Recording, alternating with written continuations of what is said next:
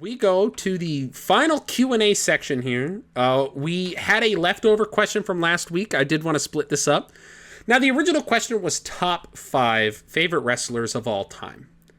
I kind of took this a slightly different direction. Destiny, if you would like to answer this question the way it was originally presented, I do understand that. However, wrestling Mount Rushmore, I figured top 4 was maybe more...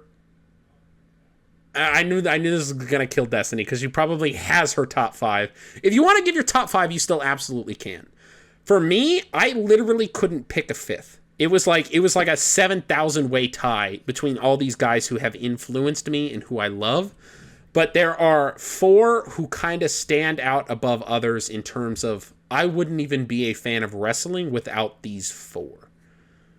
Correct. Now here's my dealio. When the question was posed, top 5 of all time, I took that very personally.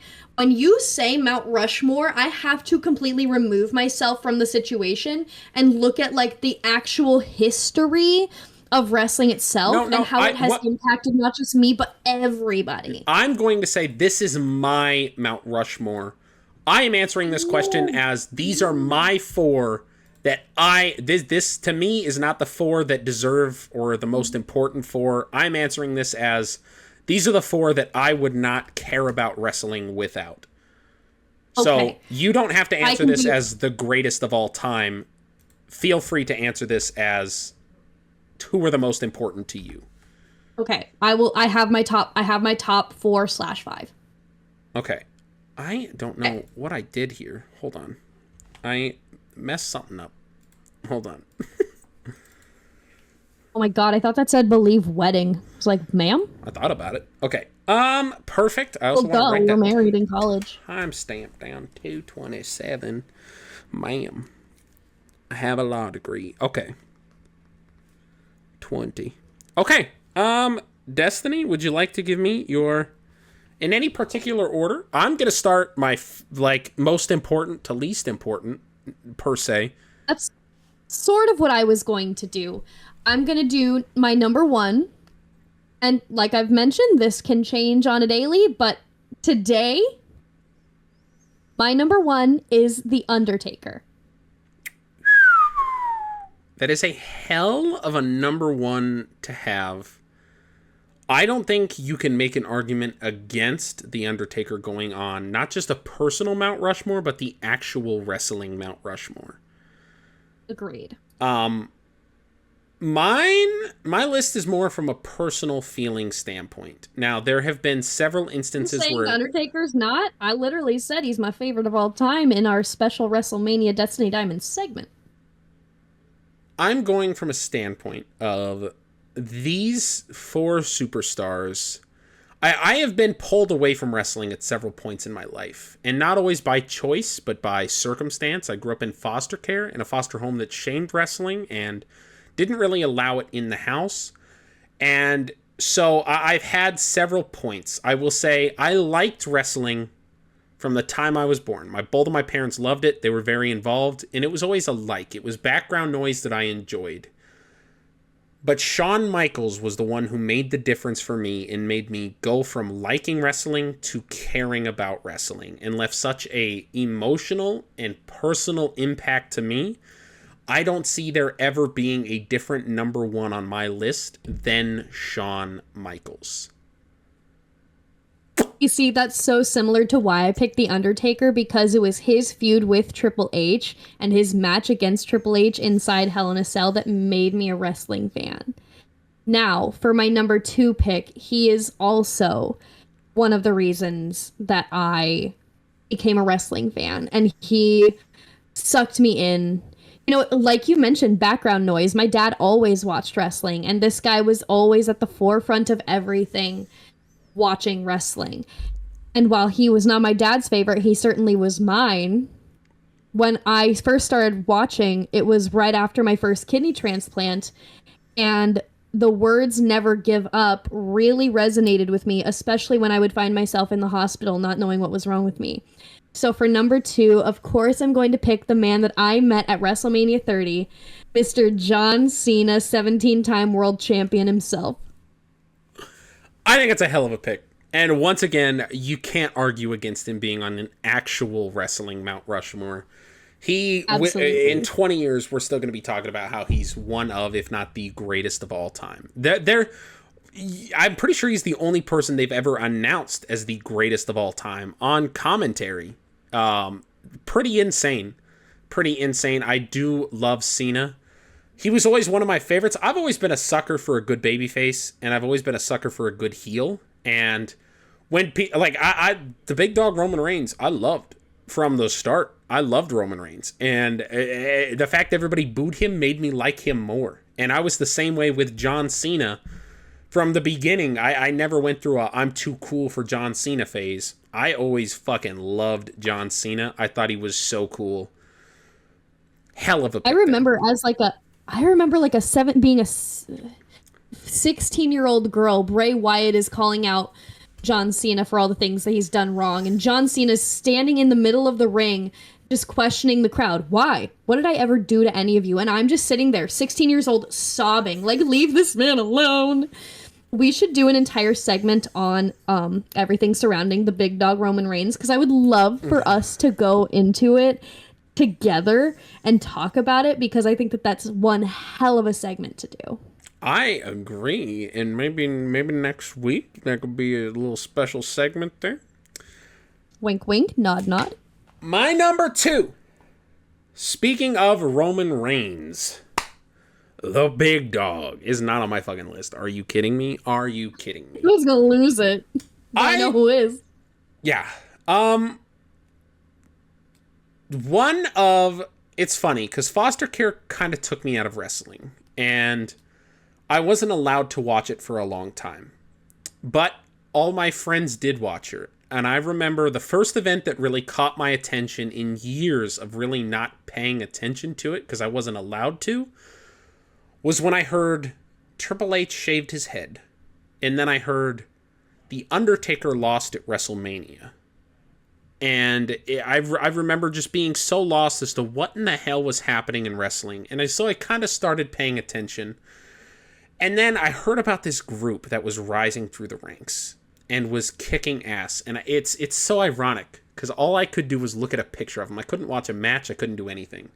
And I looked at their names, and you had Seth Rollins, you had Dean Ambrose, and you had Roman Reigns. And I looked at the one with the blonde highlights in his hair, and I said, I think that one's my favorite because he has blonde highlights in his hair.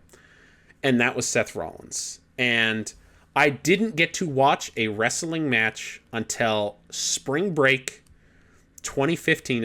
I don't think this was actual spring break, but I went on a trip. It was a week long, and I went to California with my buddy Matt, who I have the matching Scooby-Doo tattoo with, tying that back. That's kind of crazy. Check out yesterday's episode. But I watched WrestleMania 31. His cousins, who we were staying with, they had the WWE Network, and so we watched it, and it was my first wrestling event since WrestleMania 25 getting to watch.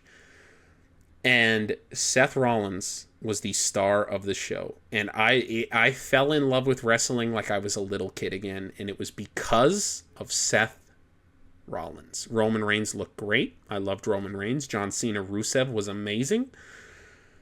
But Seth Rollins, Randy Orton, and then Seth Rollins cashing in his money in the bank cemented himself already in my top 10. And ever since then, he has just climbed up. He's the one who keeps me invested in wrestling. Anybody on a card I don't really care about, I'll be like, oh, this person's wrestling, that's kind of cool. The only name that makes me watch, where I will cancel other events to tune in to see them wrestle, is Seth fucking Rollins. My number 2. And what a hell of a WrestleMania to suck you in, because, oh my god, was that not one of the greatest WrestleManias of all time? Okay, but slight segue, just a quick tangent. What did you think, with this being your first WrestleMania in years, Triple H and Sting? What? I was fine with it because as soon as Mania 30 happened, I kept tabs. I still didn't watch any matches, but I kept tabs, and I knew Sting had made his return with the whole Dolph Ziggler thing, and I love the match. I thought it was a great match. I thought it made I did sense. too. I don't understand why so many people were pissed. Of course, Triple H was going to win this match. The thing that people don't seem to It's symbolic. understand is you have to win matches, even if you're a big name, to stay relevant. And Triple H at WrestleMania 30 lost to Daniel Bryan in the opener of the fucking show. And so he needed a win to re-cement himself. Otherwise, WrestleMania 32 and WrestleMania 33 would not have meant shit if he had lost to Sting here. It was a necessary evil that needed to happen. Sting had his big moment when he cost the Authority at his debut at Survivor Series, and he was the reason they went out of power. That was his number one victory. That's what Sting needed. He needed to be a presence, and even if he lost at WrestleMania, there wasn't stakes to the match that says anything happens because he lost at WrestleMania. I loved this match. I thought it was great. I couldn't agree more. I also want to mention the fact that if this is a WWE pay-per-view and you're basically doing WCW versus WWE, why in the blue fuck would WCW win? Yeah. Let's just all be honest with ourselves. All right, you're number 3, Destiny Diamond. So, as you guys know, I am a huge fan of women's wrestling. I'm a huge advocate for women's wrestling. And I love all of the progress that has been made since I started watching. And I love how talented the women are today. They've always been talented, but it's being showcased properly. And the women are rising to new levels of stardom and talent and physicality. They are just so multi-talented and multifaceted. But there's one name that has always stood out above all the others. And she very quickly became my favorite when she debuted, as I already mentioned. And I still remember sitting with my dad, watching her win the women's NXT championship with her dad in her corner. And that was such a powerful moment for us. And I would be remiss if I left Charlotte Flair off of my personal Mount Rushmore.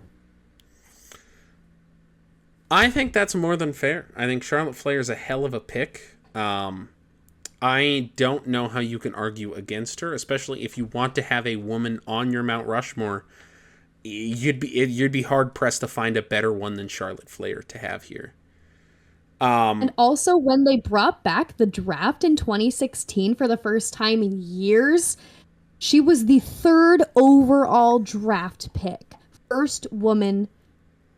She's done it all. Who was number 4? That's what I don't remember. Was it Finn Balor? Finn Balor was number 5. He was 5. Rollins was 1. Ambrose was 2. Oh, Cena. Was Cena 4? Ooh. I think it was Cena. Cena, I think, was still injured, though. He was, but I know he got drafted to SmackDown this night. It was probably AJ Styles. It was AJ Styles. It was AJ Styles. Thank you. It was AJ Styles. Oh my, that's got bugged you. me for years because number 1 was Rollins, number 2 was Ambrose, number 3 was Charlotte, number 4 I couldn't remember, and then number 5 was Finn Balor, who was NXT at that time. So it was like fact a woman so cool. and an NXT star went in top 5 was like, what the hell is happening to wrestling? It was such an exciting time. You had to be there. It was so phenomenal. If you weren't there, you really missed out. Because the thing was, not only was he number 5 draft pick from NXT, but then he became the first ever Universal Champion. And that's how you know they were going to strap the rocket to him and put the company on his shoulders. If only his shoulders didn't give out on that fateful night, what would wrestling be today? So when I wasn't allowed to watch wrestling, I entered foster care in 2009, and I was immediately robbed of my rights of watching wrestling, but I wasn't told I couldn't read about wrestling. And in doing so, I fell in love with a superstar who I hated more than anything. I love a heel as much as the next guy, but there was one guy who I would never love because he was a piece of shit and I hated him. And then he wrote a book. And not only that, a lot of people wrote a book, and my mom would send me these books. So I got to read The Stone Cold Truth, which was the Stone Cold autobiography. I got to read Broken Hearts, which was Martha Hart's biography, Owen Hart's wife. I got to read Ric Flair's biography, Eddie Guerrero's, and my shelf was quickly emptying of wrestling biographies before I finally decided I would read that piece of shit Chris Jericho's autobiography. And I fell in fucking love with his character, with the person he is, and the storytelling elements that he can create. Jericho was essentially my dime bags when I couldn't get the real product. I read his books. I reread his books. It's the only book I've ever taken a highlighter to and highlighted my favorite tidbits, and I still go back and read through them. He has 5 books now. I've read 4 of them. His 5th book wasn't really a book. It was a list of his entire list of matches he's ever competed in, which is kind of cool, but it wasn't complete, so I didn't buy the book. He's still wrestling today. I think he should have waited until the list was complete. Thank you very much. Anyways, Valid. Jericho, ironically though, I almost didn't put him here. This was the hardest spot to pick. Number 4 is solid. Number 4 has earned their spot entirely, but number 3 was so hard to pick here because I thought about Edge, I thought about Piper, I thought about Triple H and The Undertaker, and ultimately it went to Jericho. You asked me on a Tuesday and maybe I'll say somebody else. But there were a lot of names. Eddie Guerrero. Obviously, if the Benoit tragedy hadn't happened, it would have been Benoit. Hands down, it would have been Benoit. Benoit, before he did what he did, was on my short list of absolute favorites. I couldn't comprehend how incredible. I still think, bell to bell, he's the greatest that has ever done it. Just in every standpoint, in terms of a in-ring presence. But the fact that I can't watch a Benoit match without being the thought at the back of my head the entire time immediately disqualifies him from that list. Not even just because, it's too controversial. I can't watch Benoit without feeling sick to my stomach the entire time. And even though he's good enough that he'll perform in moments that make me forget, it's just a moment, and then that sick feeling returns. So unfortunately, I can't put Benoit on this list, but Jericho deserves this spot, albeit by a hair.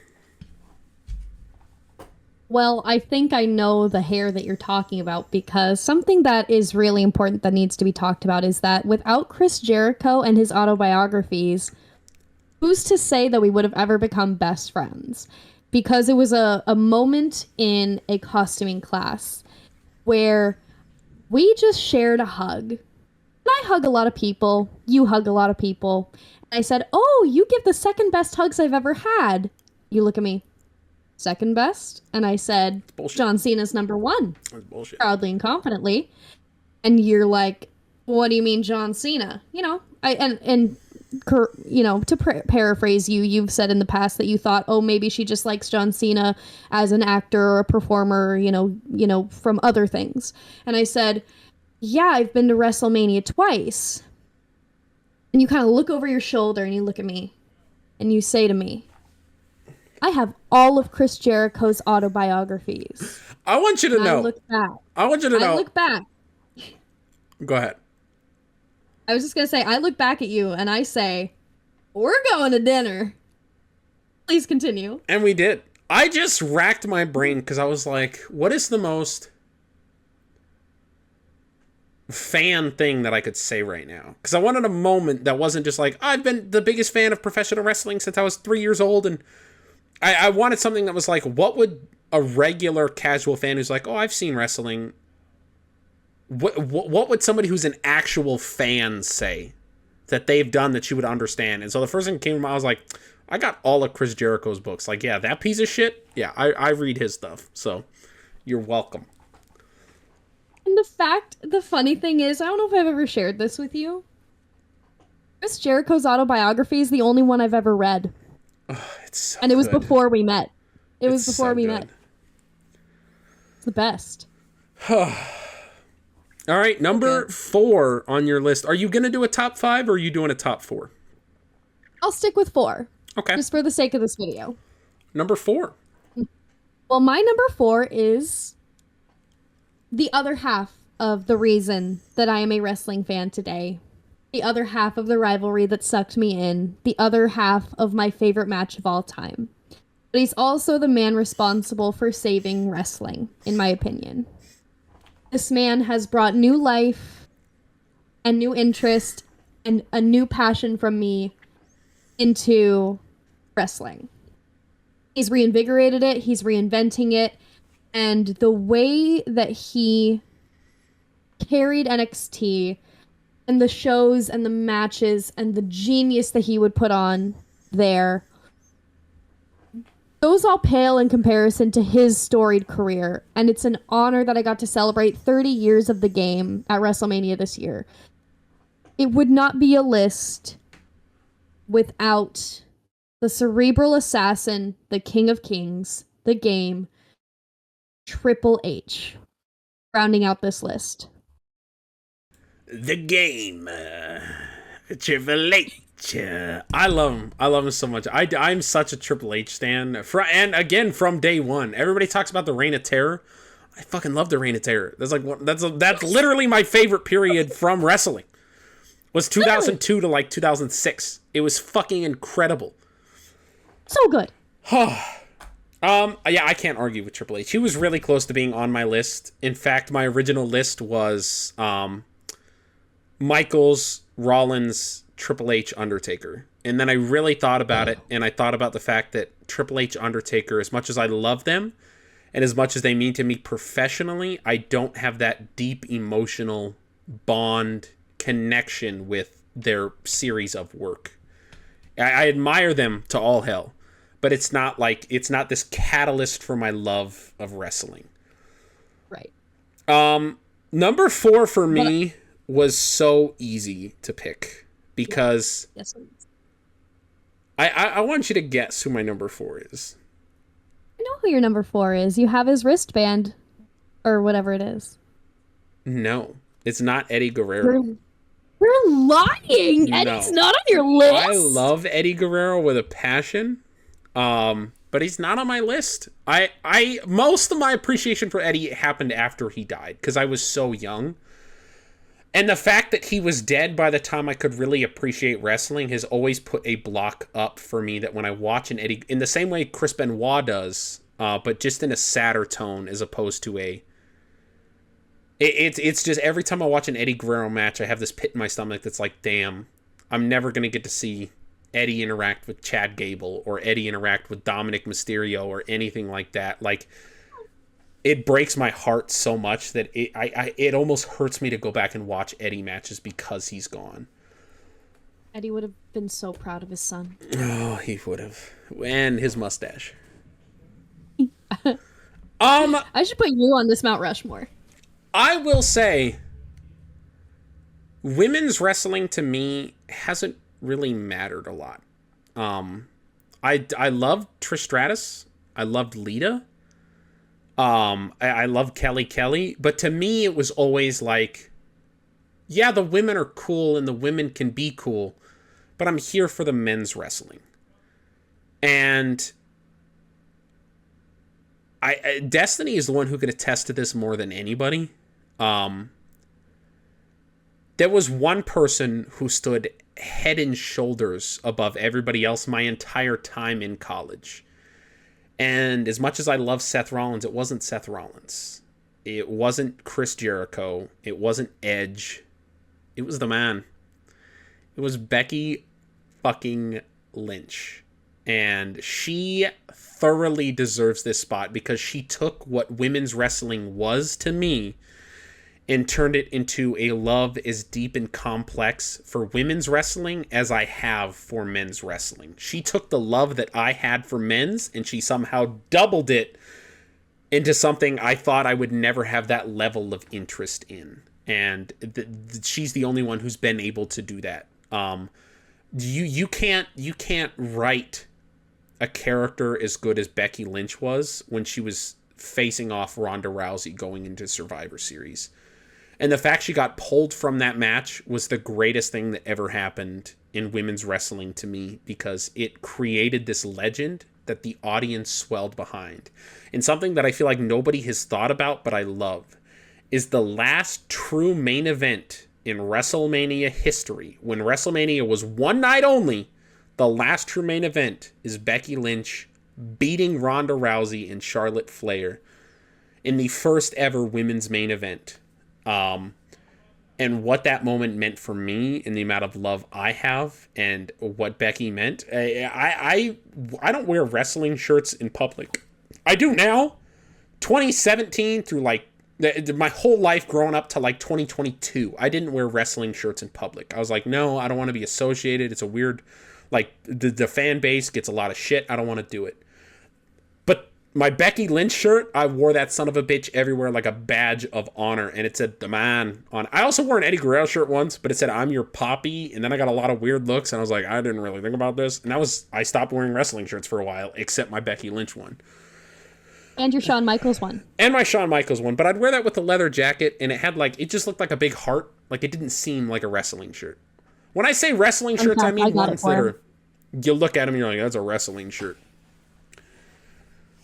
But, yeah, Becky Lynch thoroughly deserves this number 4 spot. And I will say, a big part in this, I'm probably going to cut this part, but this is like a me-you thing, was the first time I put on that fucking shirt, the man shirt. Me and Destiny went to dinner, and as we're walking out, we run into our Irish theater professor with her bright red hair, and she looks at me, she looks at the shirt, and she goes, the man, with her Irish accent, and then just keeps walking. And from that moment on, I was like, yo, the man.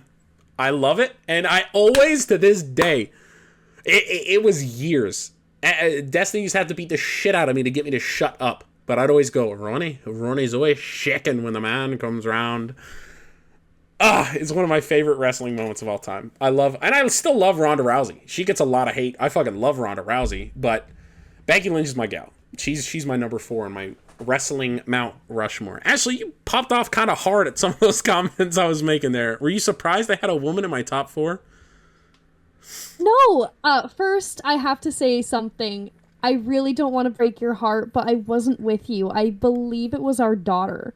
Because you called me and you were screaming like, you're not going to believe what just happened to me. And I was like, what's going on? And you told me the story and I was freaking the fuck out. But I wasn't with you and I'm sorry. I wasn't. I should have been. That's fine. Enough, as soon as you mentioned that, I do remember that is how it played out. But funny enough, this whole time I've been looking at myself up in the camera, like on your screen, how I was talking about how I look orange. I literally was thinking I look like Bernadette right now. You kind of do, now that you're thinking about it. Now that you mention it. I'm just saying.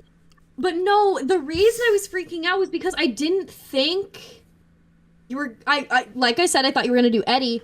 And then when you started talking about a woman, I was like, oh, it's going to be Kelly Kelly. And then it wasn't Kelly Kelly. I'm like, who the fuck is it? And then all of a sudden, once I started piecing together that it was the man, I started thinking about how correct you are. But I also started thinking about, like, all of the reasons that you were giving... I was marking out because of how much those moments also mean to me. And I got, I was getting really emotional about it because, that was such an important time in our lives, being together, and how much those moments still mean to me in college with you, and how much fun we had watching the man win in the main event of WrestleMania, and how much fun we've had talking about the man together, and how amazing she is in every sense of the word and how much I love her too. She's definitely in my top 5 for women of all time. Yeah. So really that is our wrestling Mount Rushmore. I want your comments down below. Who is your wrestling Mount Rushmore? And it doesn't have to be, it's got to be Hogan, Austin, Rock, and Cena. No. I want your top 4. I want who made you love wrestling. Why are you here? Who are those 4 names that mean the most to you today on an emotional, impactful level? Not who you think the greatest 4 of all time are. So